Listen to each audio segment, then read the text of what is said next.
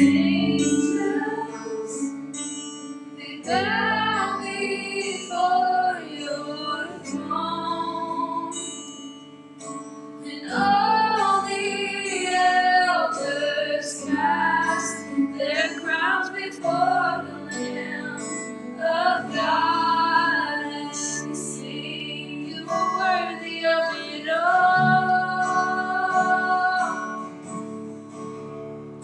You are worthy of it all. For from you are all things, and to you are all things, and you deserve the glory.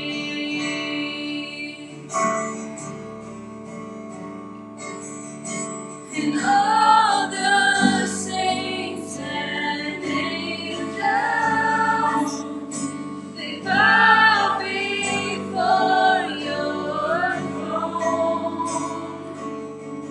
and all the elders cast their crowns before the Lamb of God, and sing.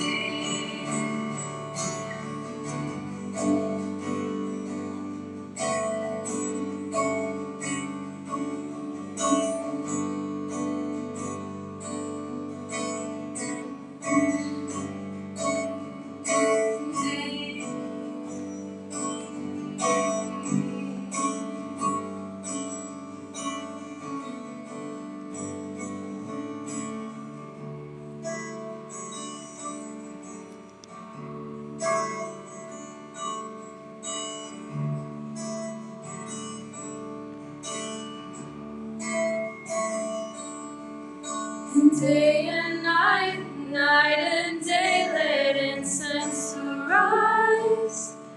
And day and night, night and day, let incense arise. And day and night, night and day, let incense arise. And day and night, night and day, let incense arise. And day and night, night and day, let incense arise. And day and night, night and day, let incense arise. And day and night, night and day, let incense arise. And day and night, night and day, let incense arise. And day and night, night and day, let incense arise. And day and night, night and day, let incense arise. And day and night, night and day, let incense arise. And day and night, night and day, you are worthy of it all. You are worthy of it all. For from you are all things, and to you are all things, and you deserve the glory.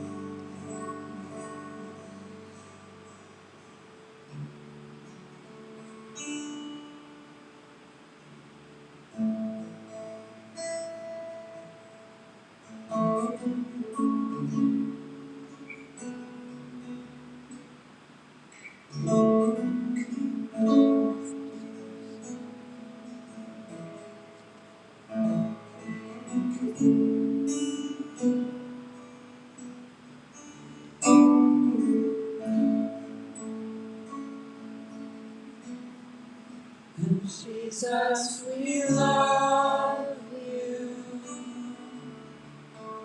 Oh, how we love you. You are the one our hearts adore.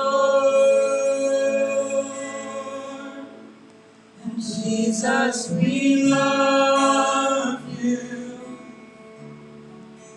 Oh, how we love you. You are the one our hearts adore. All things have passed away. Your love has stayed the same. Your constant grace remains the cornerstone.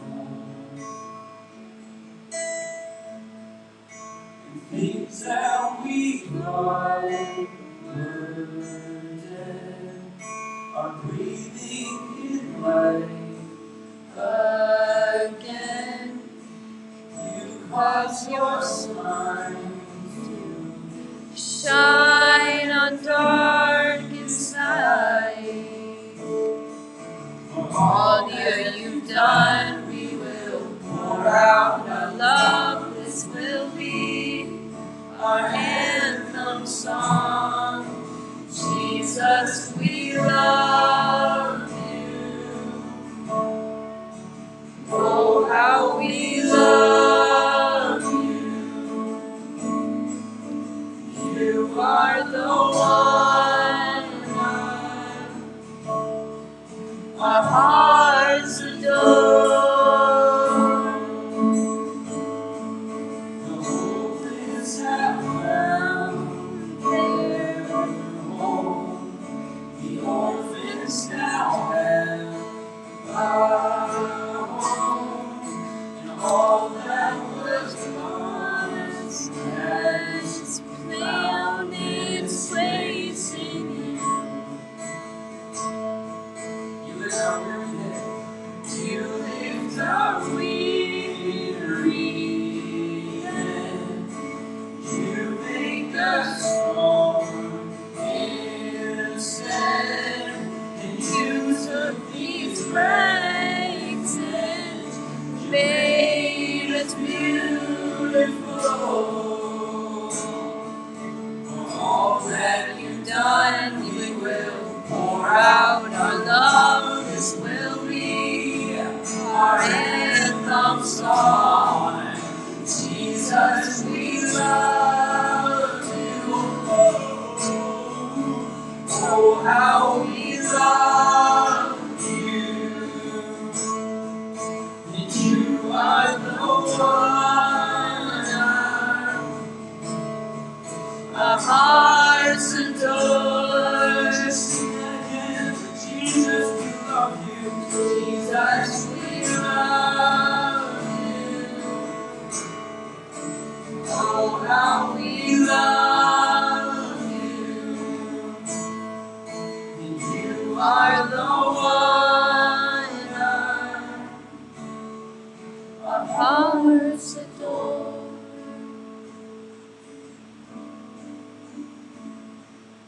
Our affection, our devotion poured out on the feet of Jesus. Our affection, our devotion poured out on the feet of Jesus. Our affection, our devotion poured out on the feet of Jesus. Our affection, our devotion poured out on the feet of Jesus. We love you. Oh, how we love you.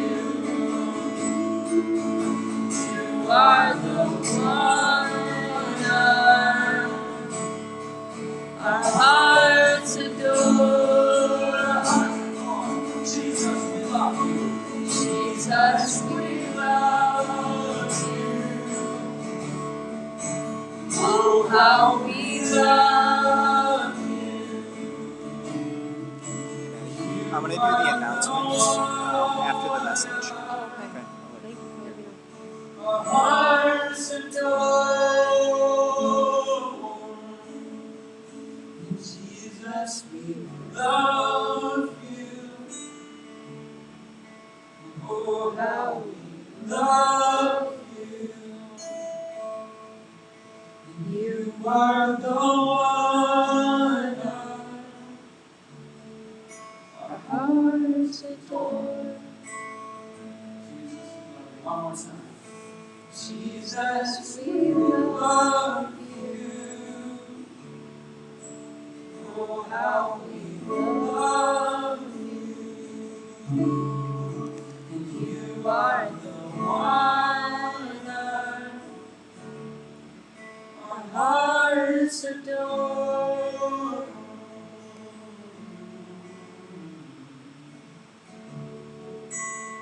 We come to you with our offering tonight, Jesus, our voice.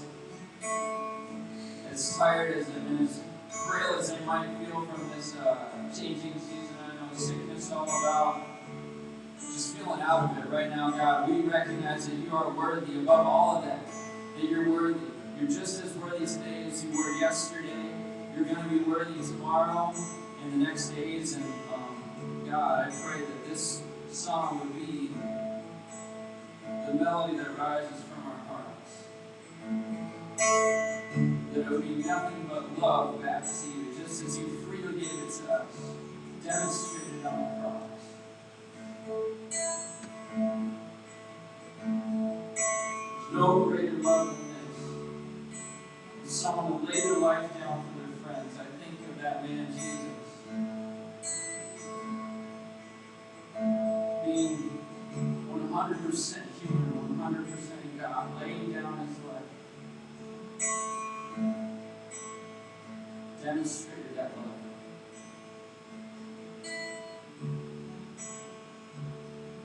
And he calls me his friend.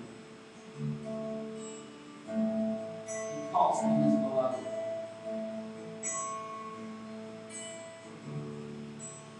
Child, son, daughter, the one true King. We worship you.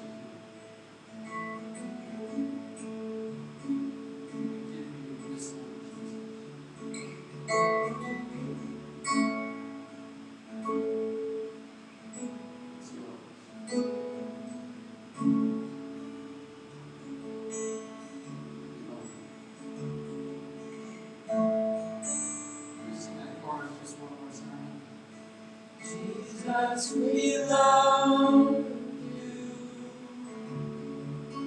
Oh, how we love you. You are the one our hearts adore.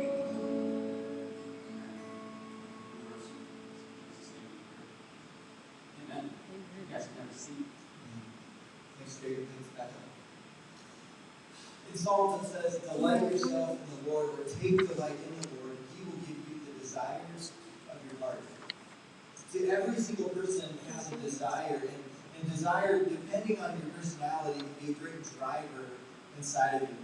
For some, it's strong, it's insatiable, it's God-given, and it's strong, and it's deep. It can cause us to pursue things that we have never thought would be possible.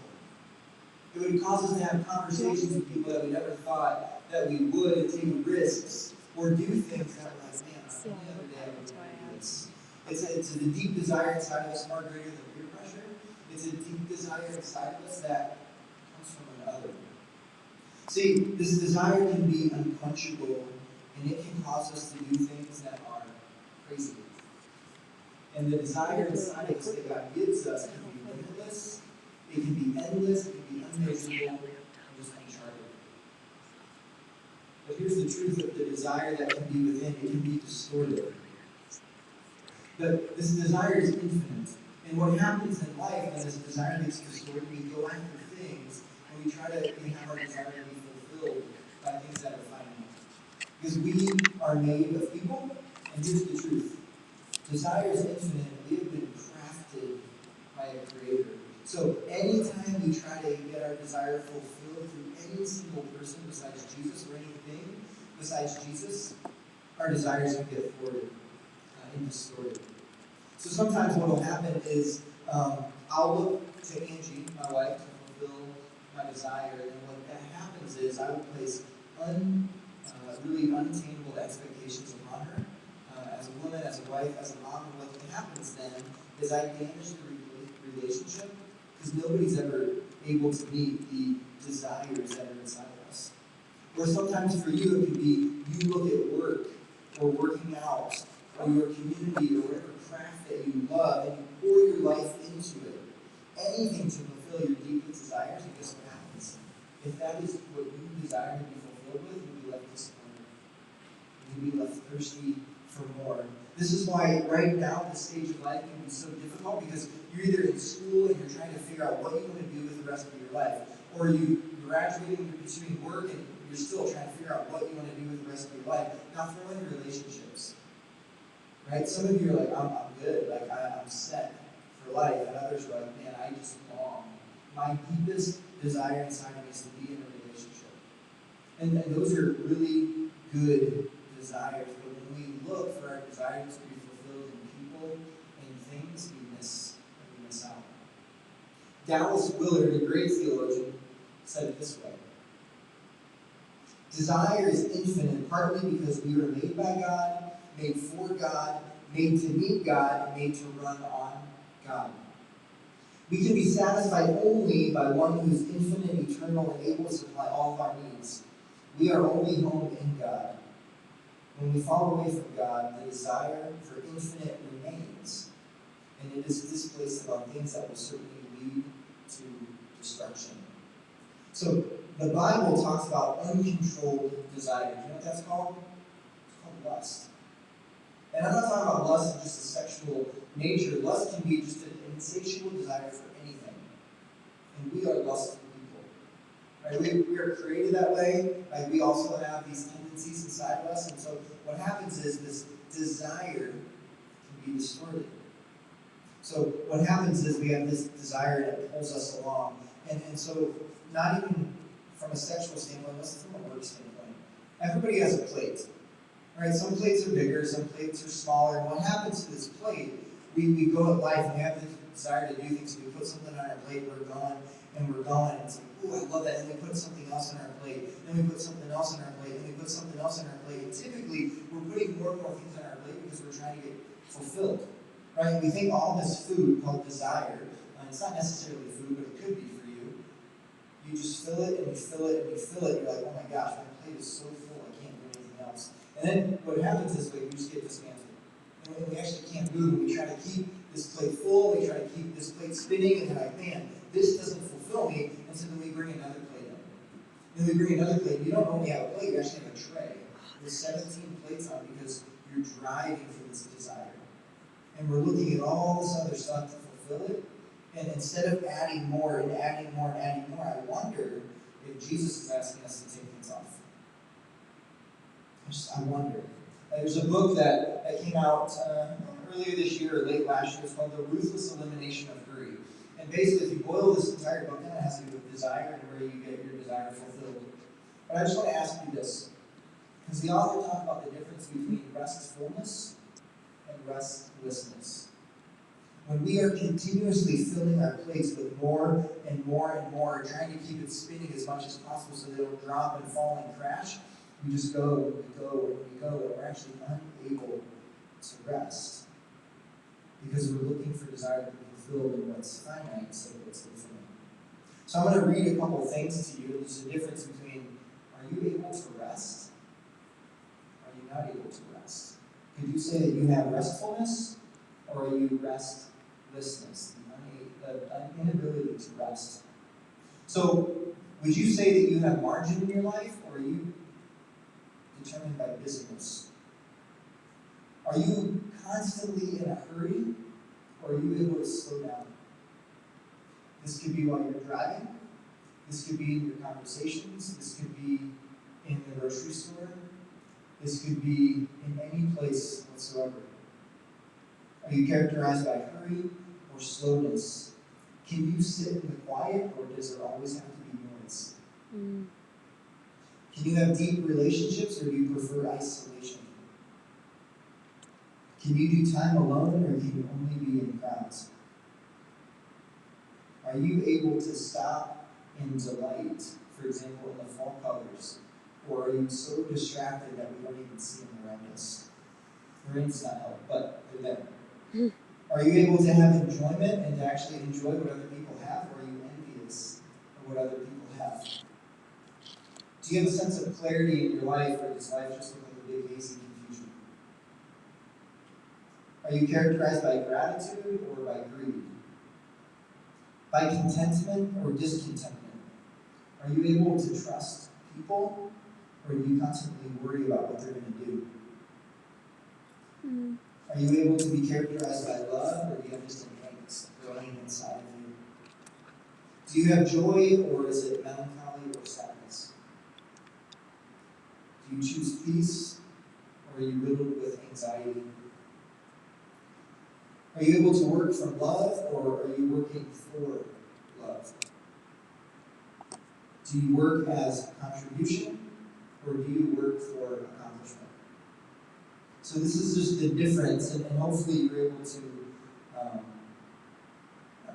fall in line with a couple of them.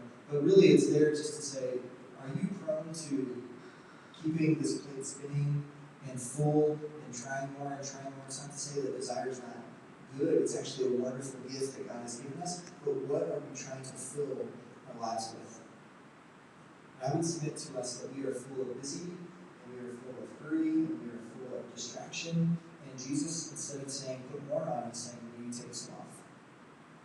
So there's a group, and this is going on in Mark, as we continue to go through his gospel. The very next thing that Jesus does, he picks some disciples and he goes on in ministry. And what happens is, once he gathers a couple people around, we talked about two brothers last week, and they were both fishermen, and they loved fishing for fish. But Jesus said, I'm going to actually redirect you and we're going to go after people instead. Right? People are far more important than product. That's what he's talking about. And he goes on, and Jesus gets in trouble with the religious leaders, which is often happening. If you grew up and you're always constantly getting in trouble in church with other pastors, like you relate to the disciples, and you're in a good boat. But here's what happens with Jesus. He goes on, and it happens to be a Sabbath day. Now, in that culture, Sabbath was a day where you did nothing. And they built giant walls and rules around Sabbath to say, from sundown, 6 p.m. on Friday night, until sundown on Saturday night, 6 to 6, you are to do nothing. You are not to bake, you are not to work. If your donkey happens to fall in a hole, you're not allowed to touch him. Like, if somebody's hurt, you're not even allowed to work or bandage them. You're allowed to walk a certain distance, but after that you might sweat, and therefore that's called work. Right? So it's just kind of going as what they did. They wanted to protect the Sabbath so much that they just put rules around it. Now it's good, we protect things that are important. We protect fire, right? Because you can have fire, you can heat things with it, you can warm your house with it, but the moment it gets into your house, it burns everything up. And so the religious leaders wanted to protect Sabbath in that way. Well, Jesus comes along and says, actually, I want to get back to the original purpose of Sabbath. You see, Sabbath is not about just keeping rules and going through the motions and trying to please God and look good in the eyes of other people. Sabbath is actually a gift. So Jesus says this in Mark 2. The Sabbath was made to meet the needs of people, not people to meet the requirements of the Sabbath. So the Son of Man is Lord, which means King, even over the Sabbath. That's our text for today. Very simple. The Sabbath was made to meet the needs of people, not people to meet the requirements of the Sabbath. Now, I don't know if you grew up in church. I didn't grow up in church. I did grow up in a small town where everything shut down on Sunday because that was just the right thing to do. It was the very 1950s of this small town of Ohio. So, maybe the gas station was open, no restaurants were open, no ice cream shops, nothing like that. Every single thing shut down. It's kind of like Chick-fil-A, but just in a small town. And what happened was you slowed down in life. You couldn't go places, and so you're able to stay and have time with family, or sometimes some people would go to church, they would do that. There would be just more community time in this small rural town. But then, fast forward, what happens is more things open and commerce drives it. It's like, we can make a lot more money if we stay open on this day. That's not a bad thing. It's just, that's business. It's what you do. But what happens is we go and we add more things onto our plate. We add more things onto our plate. And what happens is we get so much here and it becomes so heavy that we're unable to bear it. And it gets so fast and it gets so hurried that we're actually not even able to set it down because we're going to miss out on it. We're either going to miss out on a relationship, we're going to miss out on something that we can do, or we just miss out on all this stuff. And what happens is Sabbath, instead of being a gift, it becomes a burden. There's no way that I can stop for an entire day. It's impossible. There's no way that I can turn my phone off and miss any type of connection with somebody else. There's no way that I can sit for any amount of time and not think about anything or watch anything or listen to anything. It's impossible. That sounds like a burden. And Jesus offers it as a gift. So Jesus built rhythms into his life which allowed him to live up to the life that God called him to live. When Jesus came to earth, he actually emptied himself of any divinity. Right? He emptied himself. He put that on the shelf and said, no, I'm actually going to show up fully human, and I'm going to live this life. And Jesus would often get up early in the morning and go and pray because he had to do that. But it was also built into the fabric of his life was this idea of Sabbath. But he redefined it for the religious people, and he redefined it for his disciples. But if we are to come along and become the men and women that Jesus desired us to be, we have to adopt the same lifestyle that he adopted. We have to. So Jesus offers us a different way of being in the world, and I just want to put forth to you today that Sabbath is a different way of being in the world. So let's talk about what it is, and we'll talk about some practices and stuff like that. It's really exciting. I love it. We all went through COVID, and we're like, man, I've been sitting for so long. I've been doing nothing for so long. I've been disconnected from people for so long. You're telling me now to stay disconnected from people? No, I'm not. I'm telling you to lean in maybe a little bit more. So Sabbath means to stop. You stop working, you stop wanting, you stop worrying about things, you just stop. You see, God created the world in 6 days, and what did he do on the last day? He stopped. He hung out, and he pulled out his lawn chair, and he loved and delighted in what he made. Like, he just enjoyed his creation. I wonder if he was like sitting there with like the Trinity, so you got like God the Father, God the Son, Jesus, Holy Spirit, they're just like, oh my gosh, you see that mountain? You check out that sunrise? That's amazing. Yeah, I made that. That's sweet. And like, oh, like you take a walk down by the stream where you see the fish jumping out, or like a duck little platypus, and they're just enjoying creation to be like, I thought of that. People are going to be amazed in about 1,000 years when they see that thing walking around. It's going to be so cool.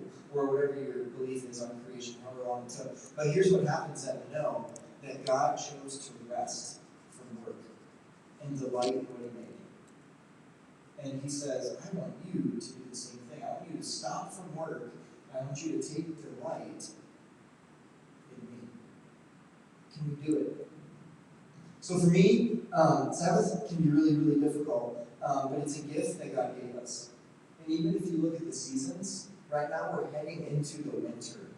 And I hate to say it, it's going to snow soon. It snows beautiful, but it sucks. Like we can enjoy it, but it's cold. But what happens? Well, creation takes a break. Right? There's no growth that's happening. It's like survival mode. Right? Everybody hunkers down, even bears, take a Sabbath, it's hibernation. Like they do it, all creation just chills in order to get ready for the growth and the fruit to come. We are part of creation. Yes, we are humans. We are above just the plants and the animals. Yes, and we have the spirit of God inside of us. But guess what? We're no different. Like we're made from the same Creator. We also have seasons of tremendous growth and running and fast pace, and we also need seasons to stop and to rest. So number one, Sabbath is rest. It is. That's one of the gifts of Sabbath. So it's rest for our bodies, it's rest for our minds, it's rest for our soul. Right? So I talked about this jar just like spinning and spinning and spinning. It's the ability to stop and to let things settle.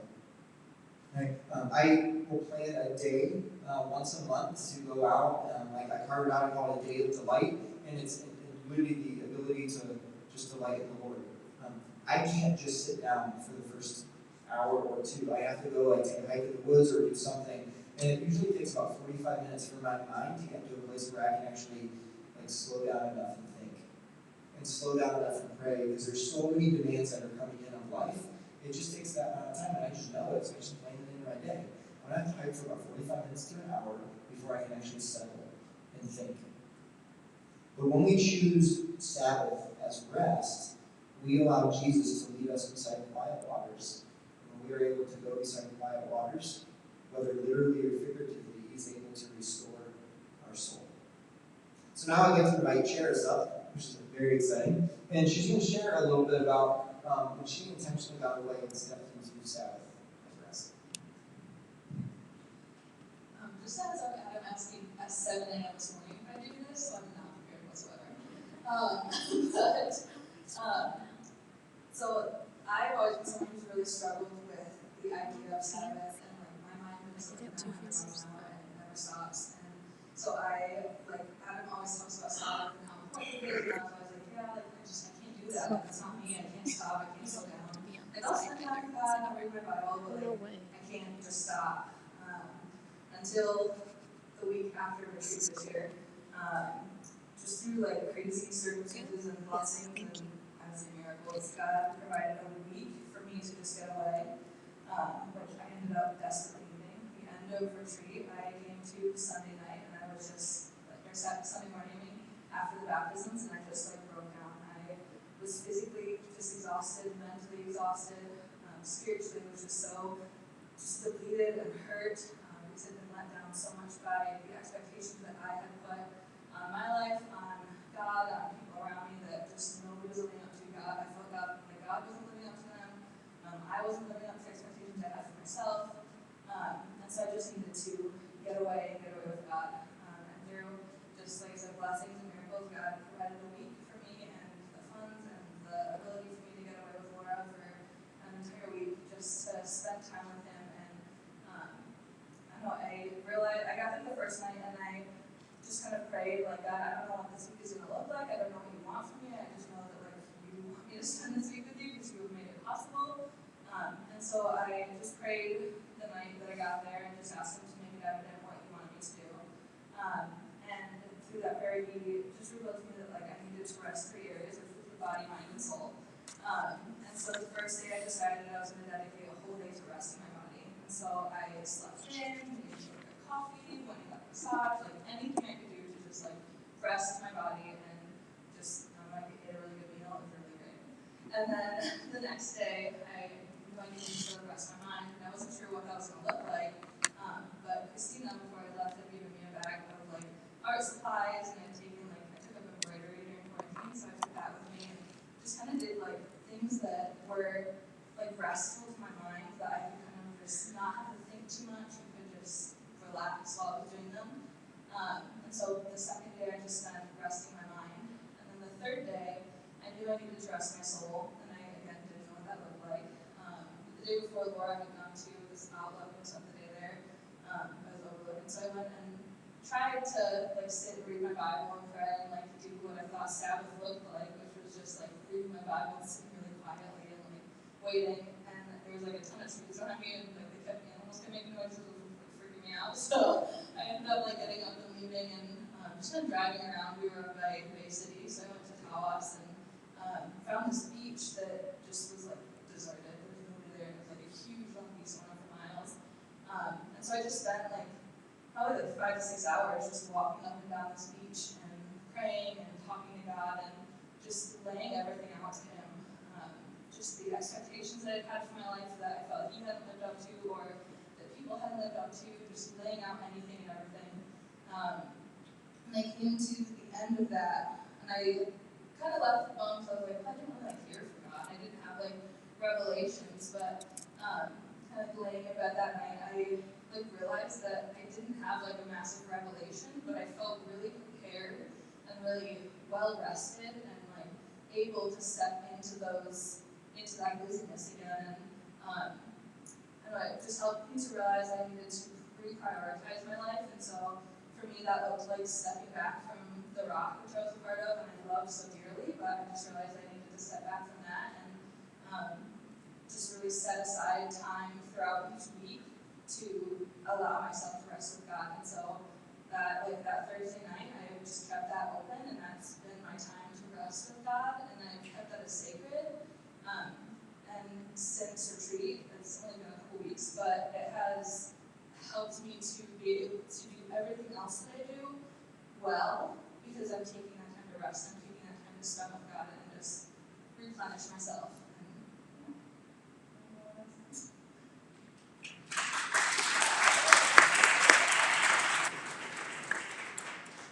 When you get up early in the morning, you're praying through your message, and you're like, man, this is a really good story about that. And you're just like, no, I'll just text Cheris and see if she was awake.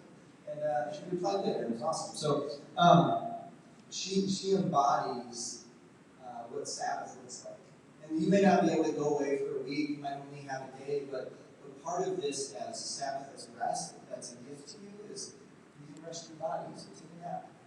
Like you can rest your mind, do things that allow you to be present, but yet not have to think through a lot of stuff, and just allow your mind to settle, and then also for your soul to expand. So it's rest for all parts of you. So what is that for you? What are the things that would allow your body and your mind and your soul to rest? We'll try it this week. Next, Sabbath is worship. Whatever we give our attention to, our affection will follow. Right? So as Sabbath is worship, we choose to put our attention towards Jesus, and then we just know that our affection, our desire will go towards Him. Right? I said this in the beginning. Take delight in the Lord, He will give you the desires of your heart. Sabbath is about worship. It's taking delight in who God is. It's enjoying the creation that He made and thanking Him for it.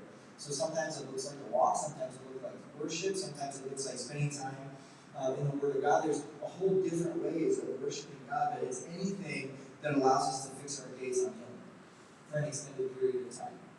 So if you have a day, do it. If you have a couple hours, do it. If you have a few minutes, do that. Right? But it allows us to shift our focus. So we don't have to pursue our desires. We pursue Jesus, who fulfills our desires. You see the difference there? We don't pursue our desires. We pursue Jesus, and He will give us the desires of our heart. And lastly, Sabbath is resistance. There's an entire book on this by Walter Brueggemann, and he says Sabbath is resistance. Everything in our life wars against Sabbath. Everything. We are off rhythm. Every day seems like it's either a Saturday or a Tuesday. We're not even sure, especially if you're working from home. Work doesn't stop. Right? It just doesn't. You're just constantly on. Right? School doesn't stop. You can choose when you do it, but at the same time, I can just do it later. Everything in us wars against it. It's like a river that is meant to bring life, and so we jump in the river, but we find it's just weird. I don't think it would feel like that. It's like, I'm supposed to do these things that bring life, but it's just pretty yucky. So Sabbath is resistance and actually battles against a few things inside of us and in the culture around us. The first one, it battles consumption. Right? By choosing Sabbath, we actually stop buying and we stop working. Right? So you don't look or buy anything on Amazon. Right? That's really difficult. Who buys something on Amazon every day? Don't raise your hand, because it'd be terrible. Yeah, every single person here looks on Amazon and buys something every day. Right? And we're so close to learning that we get it. Anytime. But Sabbath as resistance says, I'm going to stop. I don't need more things. Let me enjoy the things that I have and actually follow some contentment. Right? Another thing that it battles against comparison. By focusing our attention on Jesus and the identity that He says that we are, we actually don't have to compare ourselves with other people. And when we don't compare ourselves with other people, we're actually okay with who we are. When we allow our hearts to open up and we can be honest with Jesus about the things that we feel, we can actually understand the things that we feel, pay attention to them, and guess what? That might mean no social media for the day. It's really hard to compare yourself to people when you're not looking at other people. When you're looking at Jesus. And then lastly, it battles against complaining, right? Sabbath as a resistance can build compassion in us for praying for other people and spending time with them. Right? So it battles consumption, it battles comparison, it battles complaining, because here's what happens, and Walter Brueggemann says this: people who keep the Sabbath live all 7 days differently. I love that quote. People who keep the Sabbath live all 7 days differently. So what would it look like to not be consumed with stuff and having to buy more and more and more, and thinking that if we put this on the plate, it's actually going to make everything easier and put it in its place. Then you're just buying organizational stuff, and that just fills up your ground with crap. That's my life. Or there's no comparison with other people, and you're content with who you are. And you don't have to complain about other people, you can actually just be grateful. By actually stopping and Sabbathing as rest, as worship, as resistance, it allows us to live the rest of our days differently. And then guess what? You are a surprise to the world. You are a light to the world. And people will be drawn to you and ultimately be drawn to Jesus. So the more that you step into Sabbath, the less that you will slip into sinful habits. The more you step into Sabbath, the more that you will, or the less that you will slip into sinful habits. I shared this back in March with our ministry team, and that Jesus has really impressed that on my life as we were heading into quarantine, the time of like all Sabbath. And I believe it's true because rhythm wasn't really happening. We have to figure out what that looks like. And I just think that's true for us today. So, the practice. Let's just put feet on the ground. How do we live this out? How do we do it? If we can't take a week, if we can take a day. If we can't take a day, let's take a few hours. If we can take a few hours, take a few minutes. But here are 4 rhythms to Sabbath. And this will end out our time. 4 rhythms to Sabbath. I want you to be able to go out and pick a day this week, or a time this week so you can do these rhythms. And I'd love for you to take a picture of wherever you're at. I want you to send it to me. Or just post it on Sozo, or whatever you need to do so that we can see it and just see the way that we pursue Sabbath. So the first rhythm of Sabbath is holy time. Right? It's just holy time. You can call it worship if you want to, but imagine yourself on a date. And you're like, oh, I love being on dates. This is where I long to be on a date. It's the desire of my heart. Well, when you're on a date, you don't like crowd it up with a bunch of other people. No, that's dumb. It's not a date, right? But it's holy time, and you actually plan it out, and you think about it, like, oh my gosh, I cannot wait to go to this place and to do this thing. And it's the same thing with Sabbath. Like, you think about the holy time that you want to spend, and it might sound really weird, like, oh, I'm going to go on a date with God. Like, don't be creeped out like that. You're just going to have intentional time with Him. And it's holy because it's set apart. It's sacred. Right? You're not going to invite anybody into it yet. That comes at the end. So think about it in that sense. So some of this holy time could include Scripture. It could include silence. It could include just sitting and stop working. If you're prone to just work and do, then you just stop. You sit in stillness. Right? Meditating on Scripture. Praying for others. Praying for yourself. My favorite Scripture to really kind of chew on or live in terms of a Sabbath day of holy time is Psalm 23. I'll close us out at the end with that, but it's my favorite. It literally walks through all of these rhythms of Sabbath. So it's rest for your mind and it's rest for your soul when you have this holy time. The second, which is my favorite, is play or adventure. Right? Like do something that is fun, anything that activates the body, what brings joy and laughter. This depends on your personality. You might like to just sit and color or embroider. That's good. Those are very good things. I'm not making fun of you all. I love that. Or you like chocolate, right? Like I love doing that. It's like, I feel like, man, when I'm done, it's really fun, it's really playful. I'm going mountain biking on Friday with a neighbor who I've never done this with before. Like I'm really excited about it. It could also just be playing with neighborhood kids, or like my own kids, or it could be meeting some other friends and doing something, but it's anything that activates the body and allows that desire to awaken inside of you. That's really what it's about. It's not necessarily hiding in a closet all day. Right? It doesn't have to be that. God is way more involved, and He's built this beautiful creation for us to enjoy, and He wants us to enjoy it. So play a little bit. Right? Sometimes that can be, I don't want to tell you all these ideas, but you know, what activates your body and brings joy and laughter to you? Do those things. Next one, third, beauty. This could be creation, this could be art, it could be music, it could be reading, it could be building. It doesn't matter, but here's the truth behind it. As technology increases in our life, the need for time in the real, or with real things, increases. So the more that you sit in front of a screen, whether it's work or you're on your phone more and more, like you have to spend time with things that are real. Like even brain science is coming along to realize that. We're even seeing that. Like we noticed it even with our kids with virtual school for a little bit. Like they had to go outside, they had to desensitize from what was in front of them on a screen and get out. So what are the things that stimulate the senses? What are the things that awaken the healthy desire inside of you? Maybe it's painting, or pottery, or building something that you've been longing to build. Or you have no idea how to do it, so you just start trying. And so then it becomes play and beauty all at the same time. And then you're praying because you're like, Jesus, I have no idea how to do this. Let me not blow something up. And you're like, oh, then you're like, it's all activated together. But holy time is this intentional time with you and God.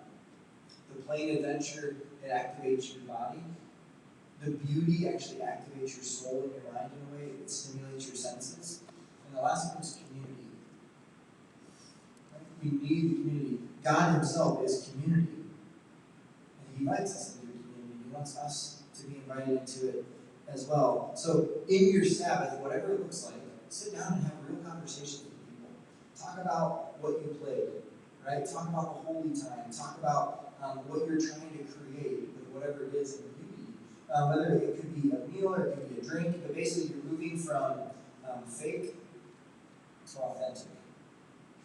And if you're like, I feel like I'm authentic with everybody, then take it a step deeper and try to be a little more transparent, and maybe ultimately you will end up in the vulnerable area, where you're actually sharing deep things.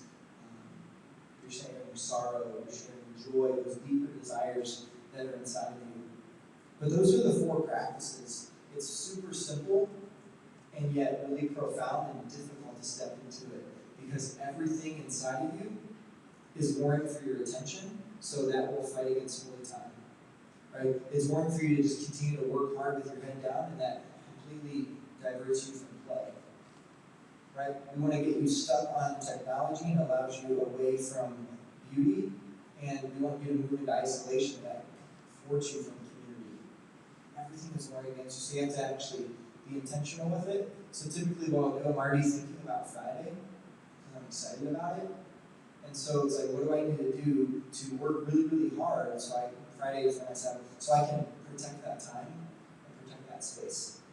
And you can do the same thing. So look ahead in your schedule, prioritize that time the same way that you would a date with the most important person in the world, and protect it.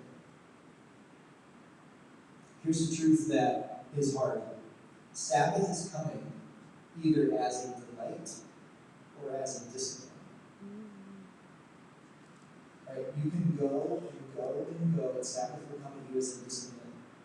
And it'll knock you off your feet in the most loving, gracious way possible. God will do that, and he'll allow you to rest your body and your soul and your mind.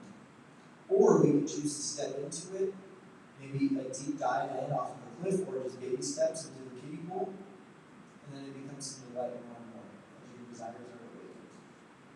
So here's my challenge to you this week.